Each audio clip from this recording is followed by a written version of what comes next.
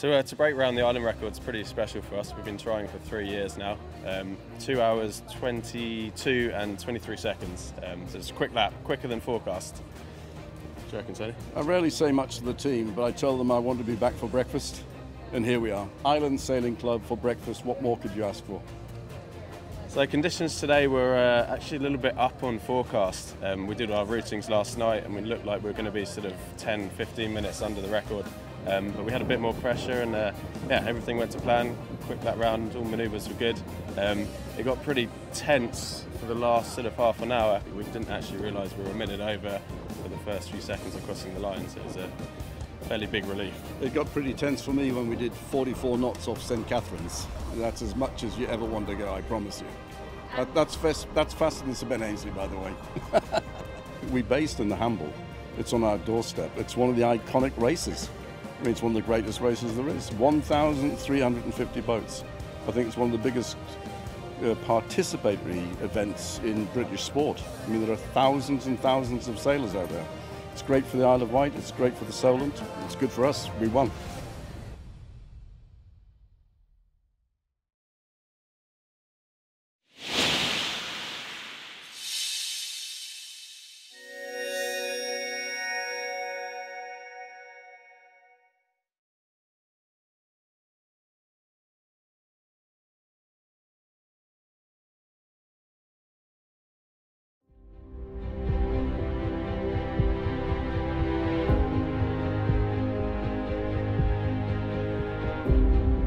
The stakes were high for the final day of racing at the RC44 Porto Cervo Cup, with teams having their last chance to put points on the board.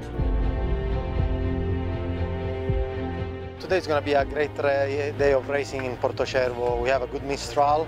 The forecast is for it to drop a little bit, but I'm sure there will be plenty of wind, especially in the first couple of races. The racing is still very open and we hope to do well. I think we just need to go do what we've been doing, just have good races and see where the points end. I mean, we've had 6 races so far, 4 left, so we have almost half the regatta left today. We'll see where everything lies going with a race or two, and hopefully it's good enough.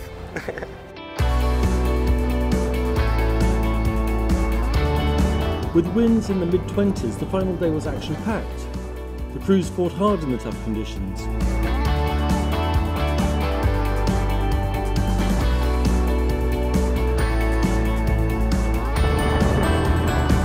Chile's Dag van Appen helmed Peninsula Petroleum to 3rd, quite an achievement in his first ever RC44 event.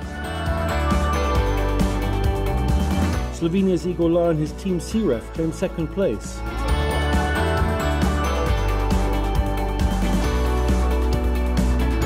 Meanwhile, Alexander Novoselov on Katusha came close to achieving his first ever overall event win with a race to spare, unheard of in the RC44 class.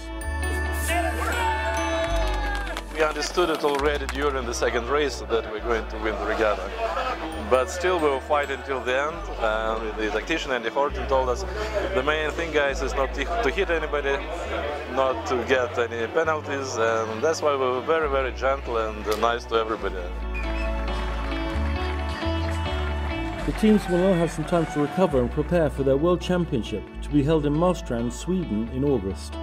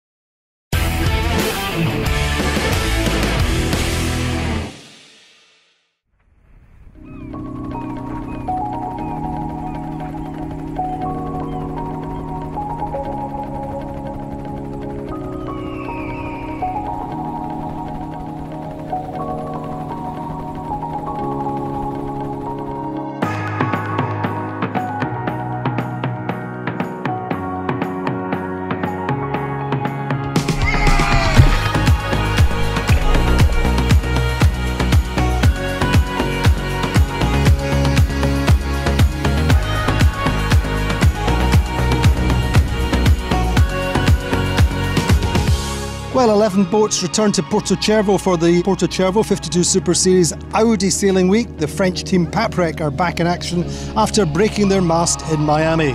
In the first day, it's a light breeze coastal race, and Sorsha leads round the top mark, but unfortunately they have to do turns, and that lets Sled through to lead. Sled win with Allegre in second. Quantum Racing make a mistake. They sail through the finish line before they're actually finishing and have to retire, taking a big 12-point bounty on the first day. We have a great infrastructure on board that we, between Soapy and I, that we double check to triple check, and, it just got by us. Day 2, it's back to windward leewards, and the world champions platoon start badly. They're over the start line. Quantum Racing are on the bounce back. They make a great start and lead by 150 metres, go on to win race number 2. Race number 3 is starting at 11 knots. Azura lead early on, but RAN Racing get through and they lead the regatta. And a first and a third is a really good day for Quantum Racing, right back on the comeback trail. Day 3 and the fourth race of the regatta is a big win for Quantum Racing. Azura are over the start line. Quantum Racing get control of the left side early and go on to win on a very left-sided track. RAN gets second and platoon are third.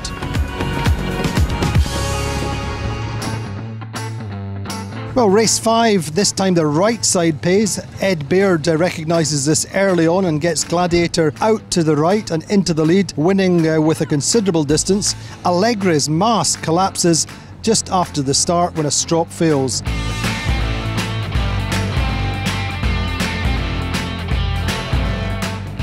The fourth day of the regatta sees the best coastal race of the season so far. Great conditions, beautiful sunshine and fantastic scenery on the Costa Smeralda. 20 knots of breeze, northwesterly.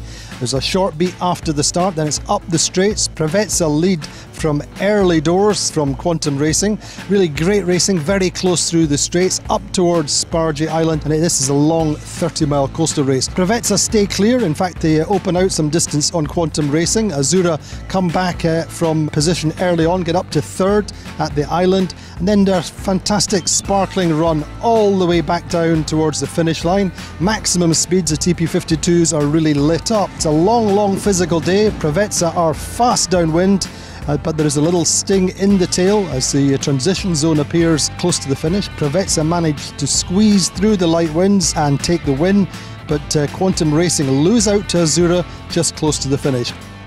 And the final day, the Mistral conditions continue. Nice northwesterly breezes of between 15 and 25 knots. And the first race is all about the start. Brunello get left early to win, with Quantum Racing in second, Azura in third and RAN in fourth. So going into the final race, Quantum Racing are 6 points up ahead of a three-way tie between Brunello, RAN and Preveza. Just after the leeward gate, a strop gives way on their fourth day, and they only just manage to save the rig.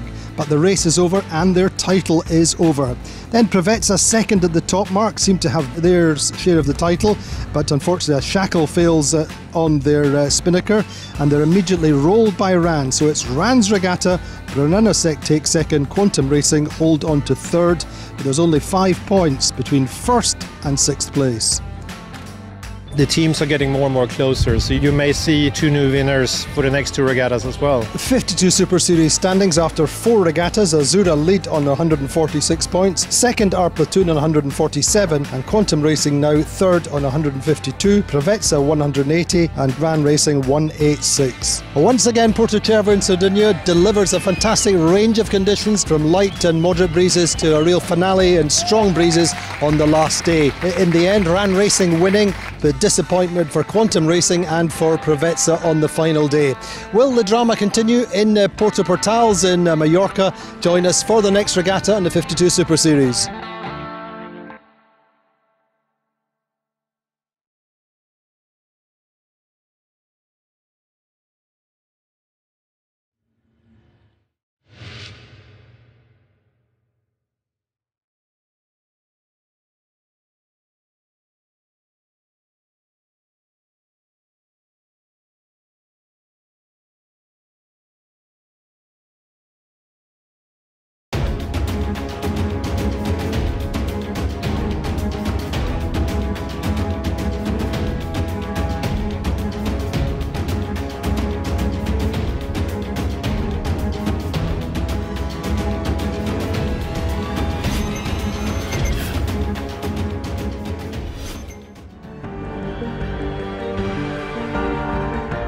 Welcome to the Star World Championship, hosted in Troense, Denmark. Troense is a small village consisting of 1,100 inhabitants, surrounded by towering woods and lush cornfields, descending towards the South Finn archipelago.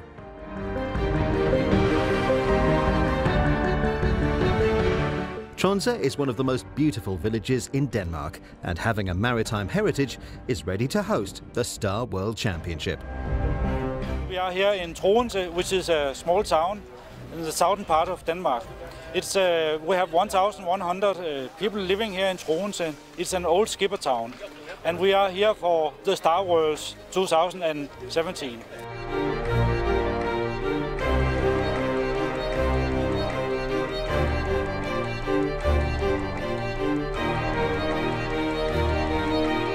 All the big names of the class and legends of sailing are here.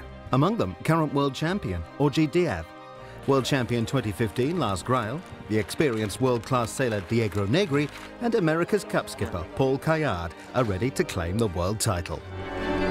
All the current start sailors are here. I think we're going to have a great competition. The fleet is very deep. It's going to be very difficult. I think for me, I would be happy if I were top 5. And so I think it's going to be a difficult championship with a lot of good guys and a lot of good competition.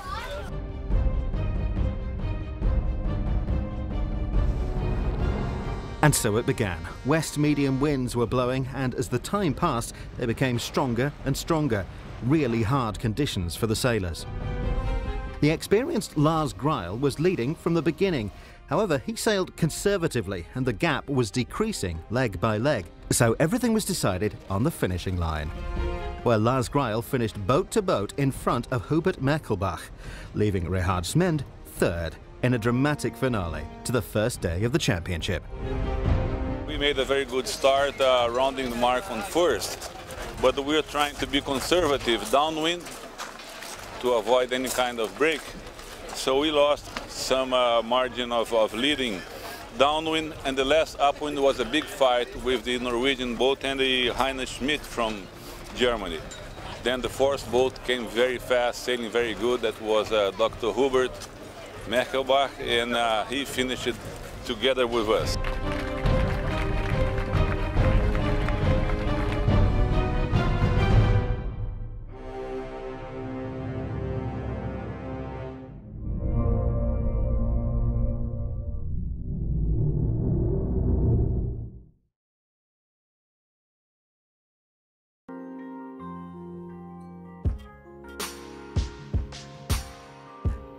It looks like for the beginning we have same conditions as last year, light breeze. We're here, sunny Madeira, Act 3, the season's about to kick off.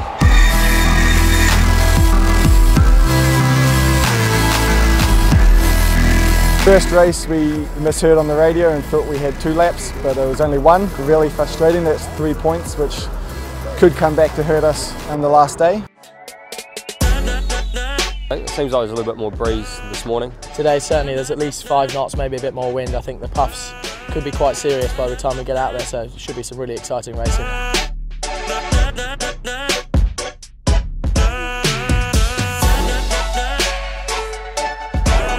2 days to go, so and Oman Air had a good second part of the day, so I think sitting 6 points behind, so you know everything is possible.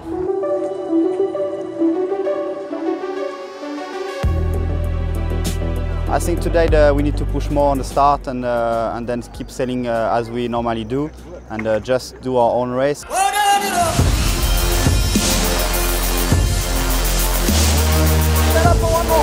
more tacks, boys! Alongside the racing with the GC32s, we have the Festival of Foiling, introducing the Flying Phantoms. We're doing here kind of stadium racing, so we are very close to the crowd. Yeah, it's nice to show our sports to people.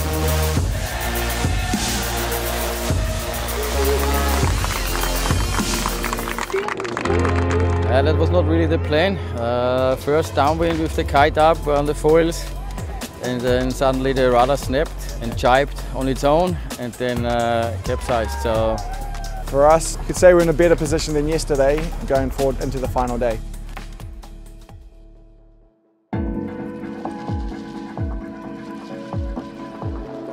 We've got a little lead over Phil and Arno, but we've got to make sure we go out there strong and really put the pressure on the other guys so that they forget about us and just match race each other.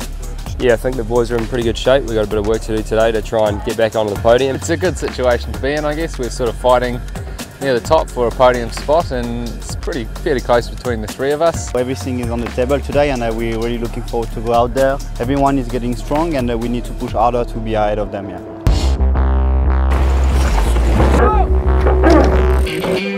Go, diving.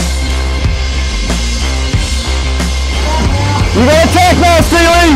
You got attack, buddy!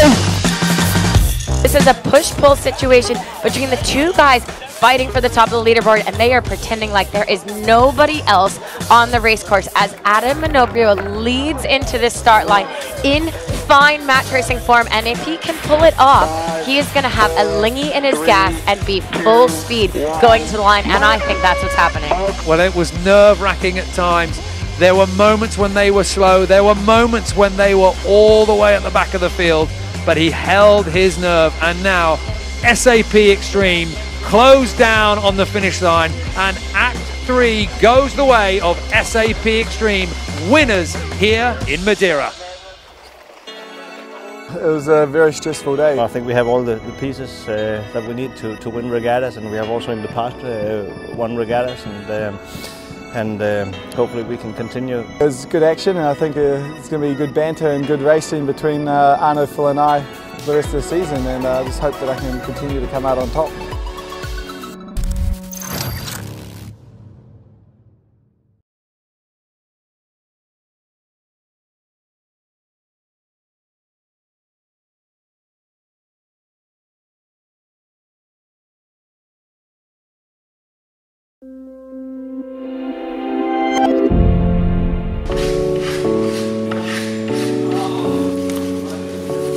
Over 200 young athletes from 30 different countries came to Lake Garda for the 2017 RSX Windsurfing Youth World Championships. From the 24th of June to the 1st of July. The event was remarkable in size and especially important and spectacular on the windswept Lake Garda.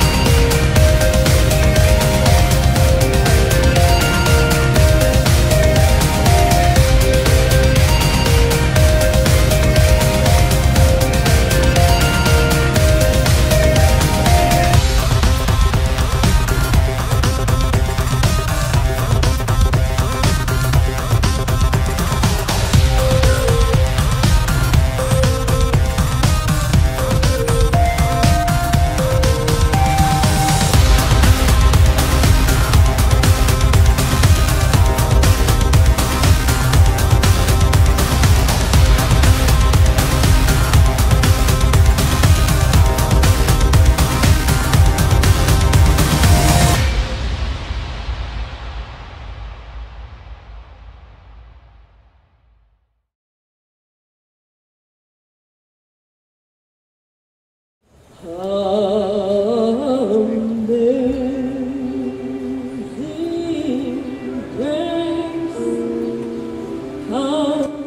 week on the World of Water, we saw the start of the transatlantic centennial with Queen Mary 2 racing across the Atlantic, followed by 4 Mod 70 French trimarans.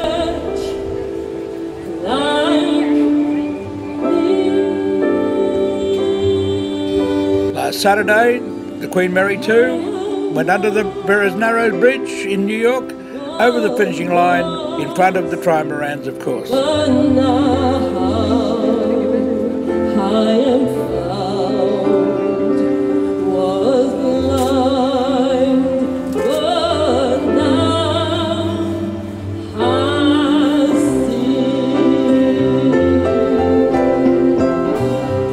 Then last Monday at 1:31, Massive, with Francois Gabart and a crew of 5, they went under the bridge to be the first trimaran home. They finished 2 days, 7 hours and 46 minutes behind Queen Mary 2, which covered a much shorter distance. She averaged 22.67 knots. She also covered a shorter distance because she went through the ice exclusion zone.